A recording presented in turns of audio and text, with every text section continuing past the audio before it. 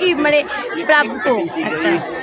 আমি তো নিশ্চয়ই এতটা বোকা নই যে আমি নিজেকে কৃষ্ণ ভাববো। কৃষ্ণের জন্মদিনে গোকুল মেতে উঠবে। কিন্তু আমার মনে হচ্ছে এটা আমার অনেক পুরনো বয়সের জন্মদিন নয়, এটা আমার জীবনের প্রথম জন্মদিন। মনে হচ্ছে আজই জন্ম নিলাম।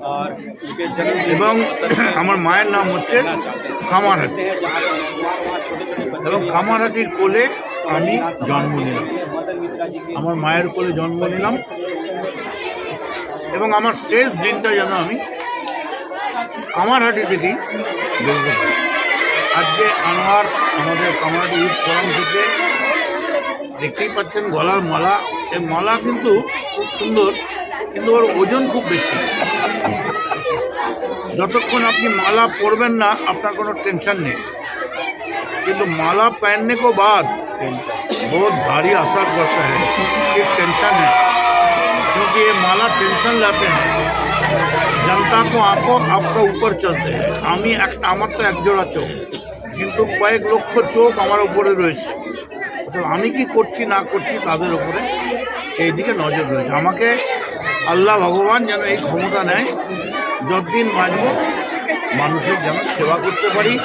আর আনোয়ারের মতো এরকম গুড ওয়ার্কার, মানে যেখানে খেলাধুলো, বিয়েবাড়ি, রোশনাই, তোমার মুশায়রা, মৌলানা সম্মেলন, তারপরে বাচ্চাদের সংবর্ধনা, সেখানেই আনোয়ার, আমরা আছি আনোয়ার।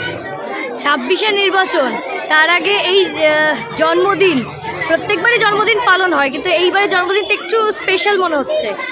এটা অন্য রকম মেজাজে দেখা যাচ্ছে বিধায়ককে। সেটা বোধহয় একটু ঠান্ডাটা বেশি পড়েছে বলে।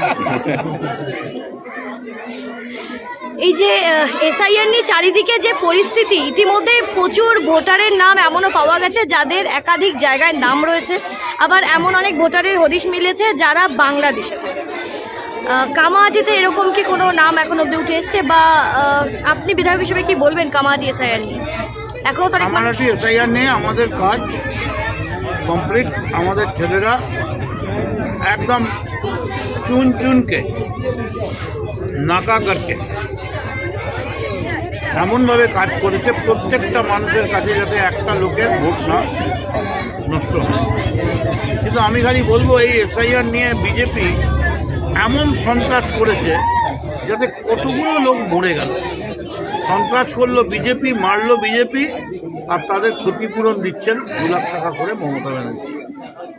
এই পাপ ভগবান আল্লাহ সহ্য করবে না। বিজেপি জেনে রাখুন, আপনাদের এই যে খুনের রাজনীতি, হুমকির রাজনীতি, আর শোন এই তোরটা না পেলে এই এনআরসি কর, চল বাংলাদেশ, চল পাকিস্তান। এটা বিহার নয়, এটা বাংলাদেশ, পশ্চিমবঙ্গ। এটা বাংলাদেশ নয়, এটা পশ্চিমবঙ্গ। এবং এখানে নেত্রীর নাম মমতা বন্দ্যোপাধ্যায়। এখানে আনোয়ারের মতো ছেলেরা পাড়ায় পাড়ায় আছে। তো আমাদের ভয় কিছু নেই। আমরা এখানে নাম হয় হিন্দু, নাম হয় মুসলমান, সবসে পহলে मैं एक इंसान, সব একসাথে।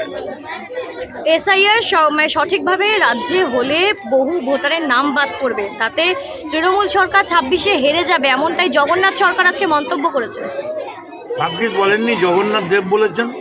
আমি তো ভেবেছিলাম জগন্নাথ বলরাম সুভদ্রা বলেছেন। জগন্নাথ সরকার, ওকে নেই দরকার, কিছু এসে যায় না। ছাগল ফাগল কি বলে না বলে, কেন বলে পাগলের মতো।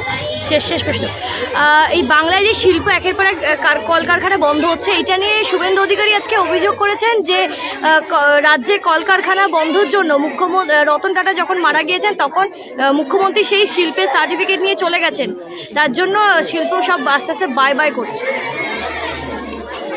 রতন টাটার ন্যানো যদি বেরোতো তাহলে একটা সাইকেলওয়ালা দুধ দিতে গিয়ে যদি ওকে মারতো তাহলে ন্যানো পাল্টে খেয়ে যেত।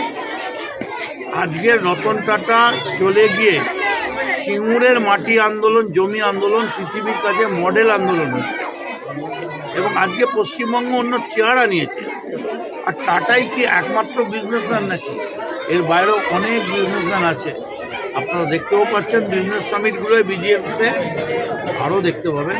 ওয়েট করুন, 26-এর পর পশ্চিমবঙ্গ ভারতবর্ষের 1 নম্বর রাজ্যে পরিণত হবে।